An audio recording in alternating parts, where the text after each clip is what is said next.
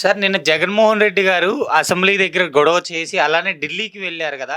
ఢిల్లీలో కేసులన్నీ మీరు మా ముందు రివ్యూ చేయండి అంటే మరి ఎందుకు వెనక్కొచ్చారంటారు? ఢిల్లీ ఇక్కడ విజయవాడలో చెప్పడం ఏంటంటే, మేము ఢిల్లీలో రాష్ట్రపతి గారు అపాయింట్మెంట్ కోరాము, ప్రధానమంత్రి గారు అపాయింట్మెంట్ కోరాము, హోమ్ మినిస్టర్ గారు అపాయింట్మెంట్ కోరాము, అందరూ అపాయింట్మెంట్ లభించినాయి అని ఢిల్లీలో ధర్నా చేస్తామని వెళ్ళారు. ఢిల్లీలో ధర్నా ఏమని చేస్తారు, ఢిల్లీ ధర్నా చేస్తామంటే ఇక్కడ నుంచి సుమారుగా ఒక 600-700 మందిని టికెట్లు కొనిచ్చి రాష్ట్ర ప్రభుత్వం మొత్తం దొరికితే ఒక 500-600-700 మంది దొరికారు. వెళ్ళినాళ్ళు నిన్న ఒక అతను నాకు కనపడ్డాడు. ఏమైనా ఢిల్లీ వెళ్ళారు కదా ఏంటని. ఏమో సార్ మమ్మల్ని ఎందుకు తీసుకెళ్ళారు తెలియదు, అక్కడ కనీసం మంచినీటి సౌకర్యం లేదు, టీ లేదు, కాఫీ లేదు, భోజనం లేదు సార్, వెళ్ళిన వాళ్ళకి రూమ్ అకామిడేషన్ కూడా ఇవ్వలేదు, మా బాధ ఎవరో చెప్పుకోం సార్. ఆ రోజు ఢిల్లీలో ఢిల్లీతో ఉక్కపోతతో అందరూ నలిగిపోయాం సార్. పైన స్టేజ్ మీద ఎవరున్నారంటే ఒక 6 రెడ్లు ఉన్నారు సార్, ఎవరిని పకరిచ్చే స్థాయి లేదు. ఎంతోమంది విజయసాయి రెడ్డి గారు వెళ్ళి ప్రతి వాళ్ళని ఎంపీల దగ్గరికి వెళ్ళి మీరు రండి రండి రండి అని బతిమాలుకుంటే ఏదో కొంతమంది ముక్కుపొడికి వచ్చారు. వచ్చిన వాళ్ళు ఒక్కళ్ళు కూడా చంద్రబాబు నాయుడు పేరు కానీ, లోకేష్ బాబు గారి పేరు కానీ, పవన్ కళ్యాణ్ బాబు గారి పేరు కానీ తరవలేదు. అసలు ఎందుకు చేసేటి ధర్నా, నువ్వు చేసిన అరాచకాలు ఏంటి, మీరు ఒక పక్కన చెబుతున్నారు మా కాన్స్టిట్యూన్సీలో మమ్మల్ని వెళ్ళట్లేదని మిథున్ రెడ్డి చెబుతున్నాడు. ఆ రోజు రఘురామకృష్ణరాజు కాన్స్టిట్యూన్సీ 4 ఏళ్ల పాటు వెళ్ళలేదు మీకు తెలుసు కదా. నేను సంక్రాంతి పండుగ మాకు ఆంధ్ర కోస్తాల్లో అత్యంతమైన పెద్ద పండుగ. నేను సంక్రాంతి పండుగ మా ఊరిలో మహాప్రభు అని రఘురామకృష్ణరాజు గారు కోర్టుకు అప్లై చేసుకుంటే రాజమండ్రి ఎయిర్పోర్ట్ లో దిగనీయకుండా మీరు ఎన్ని అరాచకాలు చేసి ఆకృతాలు చేశారు. కాన్స్టిట్యున్సీ రైట్స్ ఇవాళ గుర్తొచ్చింది మీకు.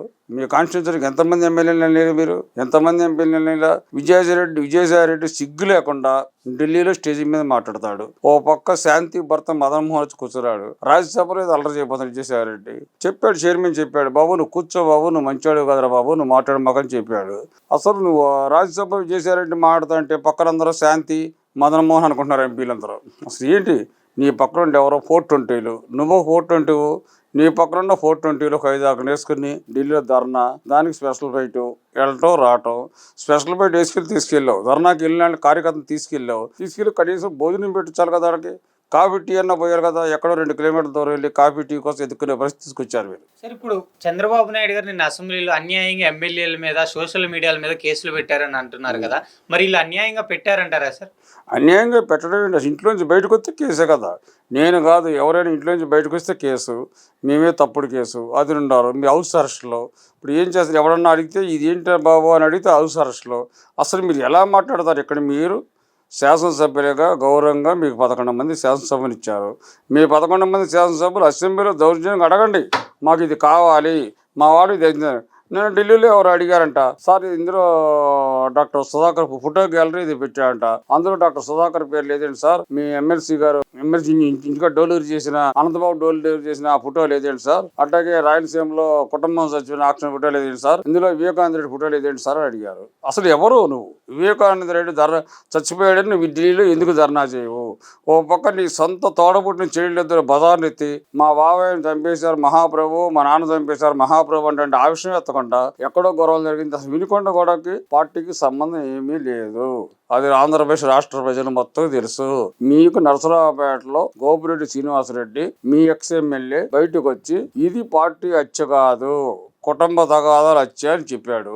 అయినా పల్నాడుకి చెందిన ఒక మాజీ ఎమ్మెల్యే చెప్పినా వినకుండా నువ్వు వినుకొండ వెళ్ళి శవరాజకీయాలు చేయడానికి సిద్ధపడ్డారు. కానీ ప్రజలు ఎవరూ నేను విశ్వసించట్లేదు. జగన్మోహన్ రెడ్డి గారు వాళ్ళ దగ్గరికి వెళ్ళి మాట్లాడి కూడా తెలుగుదేశం పార్టీని అన్యాయంగా ఏదో చెప్తా వాళ్ళని మబ్బు చూపెడుతున్నారు. మీరు దాన్ని ఎలా చూస్తున్నారు? నేను ఏం మాట్లాడి వెళ్ళావు, నువ్వు అక్కడికి వెళ్ళి రషీద్ హత్య జరిగింది, పరామర్శించావు, వెరీ గుడ్, పరామర్శించావు. అక్కడ కుటుంబం పేద కుటుంబం చెప్పావు, ఆదుకున్నావు, ఓ 10 లక్షలు 20 లక్షలు ఇచ్చావు, ఇవ్వలేదు. బయటకు వచ్చి ఏదో అమ్మ ఓటు రాలేదు, మహిళా పథకం రాలేదు, గ్యాస్ చెప్పింది. చావు చచ్చిపోయిన చావు దగ్గరికి వెళ్ళి నవ్వుతా అంటాం. ఎవరు ఎదురుకుండా ఎవరు దండం పెట్టినా పెట్టకపోయినా నవ్వుతా ఇలా దండం పెడతారు ఉంచుంటాడు. మరి ఎందుకు ఇది శాడిజమో లేకపోతే షర్మిలా అన్నట్టు అతనికి ఏమన్నా మెంటల్ వచ్చిందో మైండ్ మాకు అర్థం అట్లా. ఓ పక్క మా నారా చంద్రబాబు నాయుడు గారు అహర్నిశలు 19 గంటలు కష్టపడి ఈ రాష్ట్రాలు ఎలా డెవలప్ చేయాలి, అమరావతి ఎలా డెవలప్ చేయాలి, ఈ పోలవరం ఏం చేయాలి, ఈ ఎంద్రీలో ఏం చేయాలి, కళ్యాణ్ నగర్ ఏం చేయాలి, సంస్థలు ఏం చేయాలి, ఉత్తరాంధ్రకు చెందిన ప్రాజెక్టులు ఏం చేయాలి, చంద్రబాబు నాయుడు అహర్నిశలు పోరాడుతుంటే, మా మంత్రులు పోరాడుతుంటే నువ్వు చావులకు వెళ్ళటం. అసెంబ్లీ రా, దమ్ముంటే ధైర్యంగా మాట్లాడు, నాకు ఇది కావాలని మాట్లాడు. భూమి కబ్జాలు ఈ ప్రభుత్వం అరికడుతుందని చెప్పేసి అంటున్నారు కదా, దాని గురించి? తప్పనిసరిగా అరికడతాం. మొత్తం లిస్ట్ చేస్తున్నా, ఎవడు ఎక్కడి నుంచి మాకు ఇచ్చాపురం నుంచి గుంతకల్ల వరకు మొత్తం గోపుజా తెస్తాం. ప్రతి ఎమ్మెల్యేకి హస్తం ఉంది ఇందులో, ప్రతి ఎంపీకి హస్తం ఉంది ఇందులో. విజయసాయి రెడ్డి కొన్ని వేల కోట్ల రూపాయల ఆస్తులు చూసాడు, ఉత్తరాంధ్ర ఆస్తులు. తప్పనిసరిగా చేద్దాం విజయసాయి రెడ్డి. మొన్న చెప్పావు నీకు ఇంకా ఓవర్ చేస్తున్నావు, నువ్వు చాలా తగ్గు, నువ్వు చాలా చాలా తగ్గు. నీ పక్కన వాగిన కుక్కలో మా కృష్ణా జిల్లా కుక్కలు ఇద్దరున్నారు, వాళ్ళు ఇచ్చారా నీ పక్కన ఢిల్లీ ధర్నాకి? ఎందుకు పారిపోయారు? వాగిరు కదా, అసెంబ్లీలో టపట్లు కొట్టారు కదా, ధైర్యం ఉంటే రావచ్చు కదా కుక్కలిద్దరు. ఇప్పుడు భూమి కబ్జాలు అన్యాయంగా ప్రజల దగ్గర నుంచి తీసుకున్నారు కదా, మరి ఇప్పుడు అవన్నీ వెనక్కి తిరిగిస్తారా? అవన్నీ ప్రతి ఒక్క యజమానికి తిరిగి అప్పించే బాధ్యత ఈ కూటమిది. ప్రతి భూమిని పేదవాడికి అందించే బాధ్యత మా ముఖ్యమంత్రి నారా చంద్రబాబు నాయుడు గారిది, మా లోకేష్ బాబు గారిది, మా పవన్ కళ్యాణ్ గారు తీసుకుని దీన్ని ప్రత్యేకంగా శ్రద్ధ తీసుకుని ఎవరో భూమిని వాడికి అప్పగించే బాధ్యత ఎన్డీఏ కూటమి యొక్క బాధ్యత. సార్ ఇప్పుడు వైసీపీ ఎమ్మెల్యేలు అన్నా క్యాంటీన్ల మీద కూడా ఆరోపణలు చేస్తున్నారు కదా, దాన్ని మీరు ఎలా చూస్తారు? అన్నా క్యాంటీన్ మీరు పబ్లిక్లో, అందుకే కదా మీకు 11 సీట్లు ఇచ్చింది. పేదవాడికి అన్నం పెట్టి 5 రూపాయలు అన్నం కూడా తీసేసి మీరు అన్నా క్యాంటీన్ల యొక్క అద్దాలు ధ్వంసం చేసి, ఆ క్యాంటీన్ల యొక్క బిల్డింగ్ ధ్వంసం చేసి, అన్నం పెట్టబట్టే మొత్తం ఆంధ్రప్రదేశ్ రాష్ట్ర యావత్త ప్రజలను చెత్కరించారు. ఇవాళ ఎవరో కాదు, నీకు ఓటు వేసిన వాళ్ళు కూడా వీడియొక్క మారడరా బాబో వీడా అనే పరిస్థితి తీసుకొచ్చారు. అసలు ఈ వైసీపీ పార్టీకి అనేది ఆంధ్రప్రదేశ్ రాష్ట్రంలో పుట్టగతులు లేవు. మీ ఒక్క ఎంపీ కూడా 1,00,000 మెజార్టీ ఎవడన్నా దాటిందా? మా ఎంపీలు 16 మంది ఉన్నారు, మా పవన్ కళ్యాణ్ గారు ఎంపీలు 2 ఉన్నారు, బీజేపీలో ఎంపీ 4 ఉన్నారు. మెజార్టీలు చూసుకుంటే ఎంత ఉండే? 3 లక్షలు, నాగరిష్ట 5 లక్షలు. గుడ్డులో మెల్లగా 15,000, 16,000, 20,000తో నలుగురు గెలిచి మీ యొక్క రాజకీయాలు గడుపుకుంటా మీరు కాన్స్టిట్యూన్సీగా మీరు ఎందుకు వెళ్ళలేరు? అసలు నేను ఎమ్మెల్యేగా ఎన్నికయ్యాను, నేను ఎంపీగా ఎన్నికయ్యాను. నువ్వు నిజాయితీ పడివి అయితే, నువ్వు భూ కబ్జాదారుడు కాకపోతే, నువ్వు గన్ను కబ్జాదారుడు కాకపోతే, నువ్వు ఇసుక కబ్జాదారుడు కాకపోతే, నువ్వు ఎర్రచందనం దొంగ కాకపోతే నీ కాన్స్టిట్యూన్సీకి వెళ్ళే ధైర్యం నీకు ఉంటుంది. అది ప్రతివాడి హక్కు. అది ఎందుకు వెళ్ళలేదు? నువ్వు దొంగచాటుగా ఒక ఎక్స్ఎంపీ రెడ్డప్ప గారింటికి వెళ్ళి అక్కడ మా ప్రజలు మాకు భూ నిర్వాసితులు ప్రాజెక్టు కట్టారు, మాకు డబ్బులు రాలేదని అడగటానికి ఎంపీగా వస్తే వాళ్ళని కొట్టి దౌర్జన్యం చేసి మీ కార్లు మీరే పగలగొట్టుకుని, మీరు వెళ్ళిన కారు ప్రాడో కారు 4567 నెంబరు తగలబెడితే ఆ కారు కూడా తగలబడాలి కదా. మా యొక్క కార్యకర్తల కార్లు తగలబట్టం ఏంటి దౌర్జన్యకాండ? అంటే అధికారంలోకి మీరే ఉండాలనుకుంటున్నారా? మీ బ్రహ్మలింగ తొలగిపోలేదా? మారండి.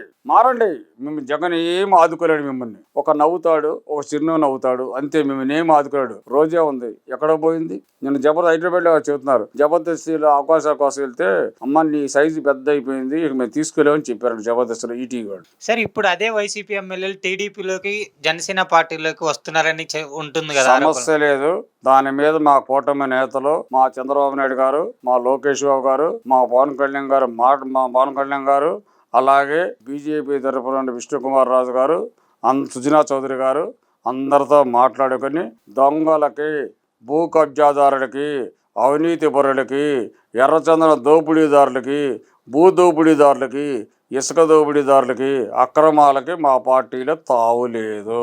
మా పార్టీ యొక్క చరిత్ర 40 సంవత్సరాల చరిత్ర ఇది. ఇటువంటి దొంగలుగా మా తెలుగుదేశం పార్టీలో స్థానం లేదు.